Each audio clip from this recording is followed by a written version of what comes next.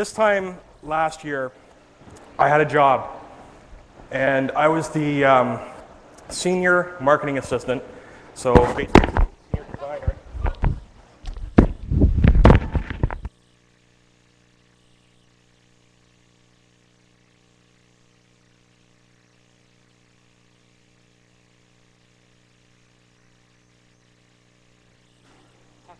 Hello, check, okay. So I was a senior graphic designer at the one of Canada's largest newspapers. And well, I'll remember October 21st for a long time to come. It was, I was at my desk working, and I was called down to Human Resources, and they basically told me that they were packaging me, eliminating my position and packaging me out. Now, I knew there was things going on because obviously part of the management team, we knew that they were outsourcing some work to China and Indonesia. So basically by the end of 2012, all design work across this chain, across the chain will be outsourced. So me being eliminated from this position was part one. Now, a lot of things go through your mind when you lose a job. I was sitting there listening to what was going on, and the first thing that came to mind is, what's my family going to think? I didn't care about the package they were offering me because the way they worded it was hilarious. It was, we have some good news and bad news.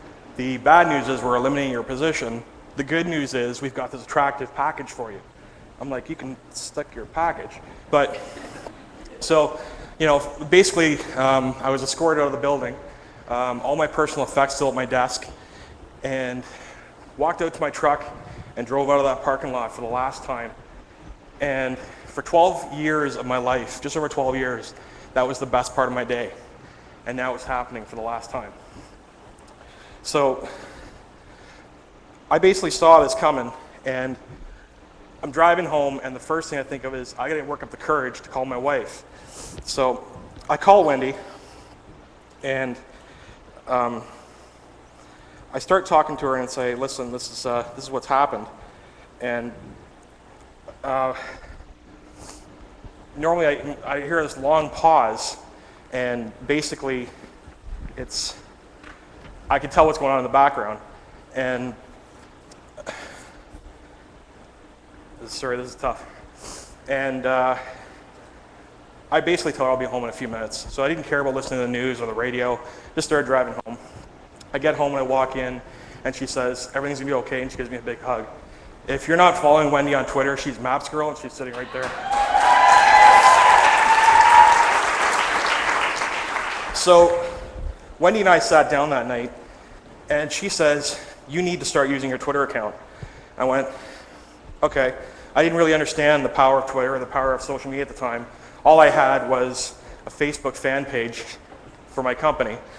And my Twitter account had about 200 followers at the time.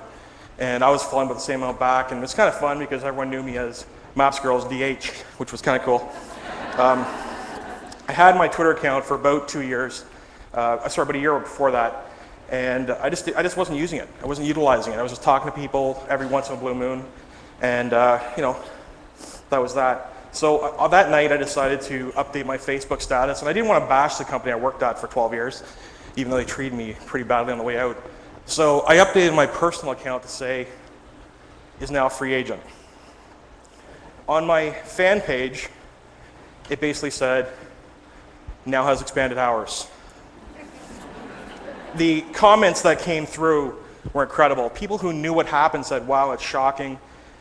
I can't believe what happened. And the people who didn't know but knew me through Big Daddy Creative were like, wow, congratulations. They thought I quit. Well, I hadn't. So, and I was very careful how I said things because there were people I knew were going to lose their jobs who are still there now. And I didn't want to divulge any information of what was going to happen. But the bottom line is they're all going to be out of work by the end of 2012, and they're all well aware of it. It's happening across the Metroland chain. So it's unfortunate, but it's going to happen. So backpedal about it a month before that, Wendy was scheduled to go to a book launch for a guy who had marketed his book solely on social media. And she said, I can't get going. Do you want to go? And I said, well, not really. But she goes, no, you need to go. I said, why? She goes, because all the cool people from Twitter will be there. And I went, okay. So I went. And some of the people I met that night are actually in this room, which is great. Become really close friends with some of them as well. And the author's name is Scott Stratton.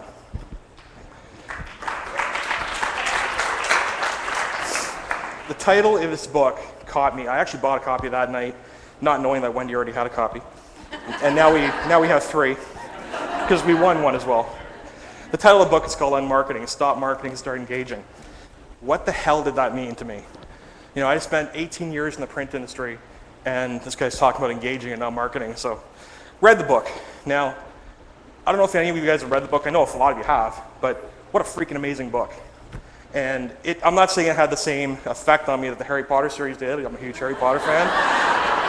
But it definitely did change my thoughts and feelings about how I'm going to interact with people and engage people on Twitter. For example, chapter 17, How Twitter Changed My Business. Scott talks about what really helped him. Tweet constantly. Tweet quality. Tweet retweetable content. Be authentic. And use a face picture. Use a face picture. So, okay, I'll give it a try. At the time, my logo, which all of you know, actually does have my face in there, but I thought, okay, I'll put a picture up.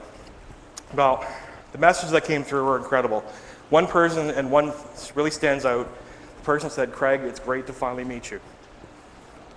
Okay, Scott, I get it. Thank you. So my friends and family at the time I lost my job were incredibly supportive, but 2 things stood out. The first thing, I'd only been contacted by 3 people who I had worked with for over 12 years. 3. The people on Twitter and social media, Facebook, were unbelievably supportive. They were inviting me to places, they were giving me words of advice, encouragement. I getting invited to places like things like tweet-ups, to which I would again refer to Wendy and say, what the hell is a tweet-up? And she said, well, it's where people off Twitter go to meet. I went, oh, that's kind of shocking. Like, I don't know what the hell to do, right? So I thought, okay, I'll go. Now I actually run tweet-ups with my friends Troy Kloss and Danny Brown of Bonsai Interactive and Chris Farias of Kite String, which he'll be on later on today. So I had some decisions to make about my future, whether I wanted to look for a job or continue with Big Daddy Creative. And I'd been freelancing the whole time I was at the paper I was at. And I thought, okay, decision time. Work full-time trying to find a job, or work full-time trying to build my brand. But I couldn't do both. And I needed to find a way to bring in money immediately. I had some clientele, but it's not enough to, keep going and stuff. So last December, I decided that in January I was going to launch in an online apparel store. And I didn't want to go out with like 1 shirt design or 2 shirt designs. I wanted to go out with, hundreds, right? Which wasn't feasible in a month, but it launched pretty well, and it got the word out. So what happened next is the fun part. I got a private message from Dee Brunn, Cocktail Diva, and she said, I need you to do me a favor. I said, what's that? She goes, I'm appearing on the Stephen and Chris show. I need some shirts designed. And of course, wide eyes. Really? She goes, I need you to design for me. I said, done. So we worked back and forth. We designed these shirts, and we put them up on the apparel site, and she bought hers.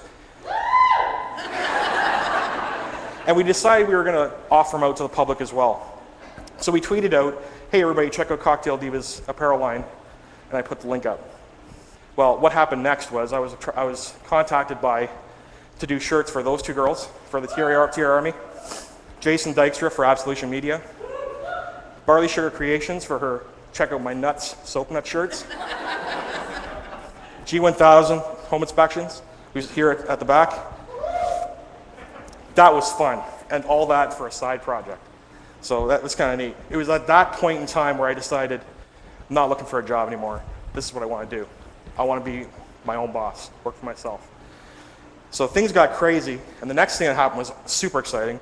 I was contacted by a former colleague who basically said, we've got some work for you. We want you to do some freelance work for some magazines. I said, done. So I started designing freelance for some major magazines in Toronto, which was quite cool. So people often ask me, how do you get your name out there? How did you get some of your followers so quickly? Well, that's easy. I go to tweet ups, whether it's in Hamilton at Bronzies, whether it's at Cambridge at Indulge Ice Cream, whether it's at Tweetstock in Brantford. Get there, meet people. That's how you get your name out there. So I want to leave you with one last thing. I saw the hat. If you had the chance to choose between working at a job that you're miserable at, not that you're miserable at the job, just miserable in general, or choose to be your own boss, what would you choose? I didn't have a choice. It was forced upon me. But I'll tell you right now, you're going to be afraid. You're fear that you're not going to be able to make payments or make your mortgage payments or have a regular paycheck. But I'll tell you, it's one of the funnest things you'll ever do. And like a ton of people told me, this will be the best thing that will ever happen to you. Guess what? They're right. Cheers, everybody.